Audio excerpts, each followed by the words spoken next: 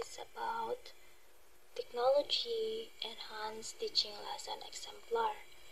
This refers to the use of technology to maximize the student's learning experience. Exemplar is a person or thing serving as a typical example or excellent model. This is what others look up to or strive to emulate or tularan. In this topic, I will discuss to you 5 exemplars you must strive to emulate for teaching and learning. First exemplar is student-created content. Teaching students to use digital tools empower them to create engaging presentations, animated reports, and digital booklets. Talagang rewarding experience. Nakakatuwa pag nakita mo yung students mo na nagde-develop ng new skills, nagpapakita ng creativity nila, lumalakas ang confidence nila, nakakapag-present ng kanilang work ng may confidence. Second is flipping the classroom. Dito i-ship mo lang yung lectures outside ng classroom. Like sa video or podcast, pwede nila pag-aralan yun sa home time nila. Then, gamitin mong yung face-to-face or class time for activities na need nila mag-apply, mag-synthesis, at mag-create. Flip classroom nga eh. Kahit walang tech, pero mas convenient talaga kapag nagamit ng mga tools na yun. But mas convenient? Mas convenient kasi nakakapag-prepare yung students ahead of time. Nakakapag-review sila ng materials bago ang klase. Then, sa face-to-face time, diretso ka na sa application at discussion. Mas nagiging productive na yung time, hindi na yung puro lecture lang. Third exemplar is gamification and interactive tools. Incorporating game-like elements and interactive apps to make learning engaging. Dito is kapag nagagamify ka ng learning, dapat parang laro lang, pero learning pa rin ang goal. Ginagamit mo yung mga elements like points, rewards, leaderboards, and challenges para mas na-excite sila matuto. Tapos meron kang mga apps like Duolingo, Quizlet, at iba pang nakakatulong para sa mas interactive yung learning process. So, mas madali na lang nila ma-observe yung lessons at mas nag-enjoy sila sa pag-aaral. Fourth exemplar is online projects and collaborative tools.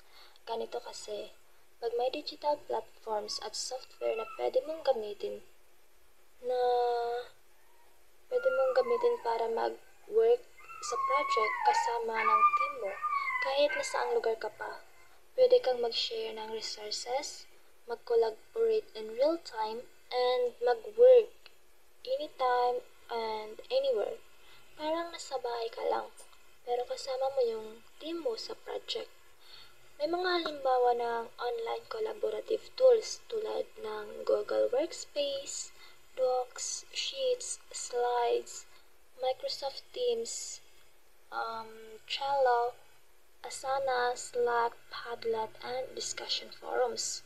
Sa mga tools na ito, pwede silang magtulungan sa mga documents at projects, mag-share ng ideas at feedback, mag-track ng progress sa deadlines, makipag-usap sa team members, at saka pwede din sila na maka-access at maka-contribute sa mga shared resources.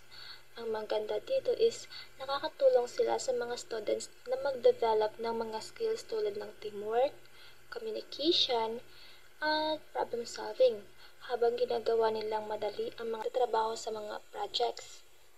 So, let's proceed to the fifth exemplar, adaptive and competency-based learning, tailoring content and pace to individual student needs and mastery levels.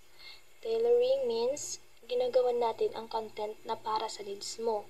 Pace naman means ang bilis o kadalian ng pag-aaral mo. So, sa adaptive learning is parang naglalaro ka ng video game na nag-a-adjust yung difficulty level depende sa performance mo. Kung magaling ka, lalong lumalakas yung kalaban. Pero kung nahihirapan ka, medyo madali lang. Ganyan din sa pag-aaral. nag-a-adjust yung contents at pace depende sa needs at abilities mo para mas effective yung pagkatuto mo.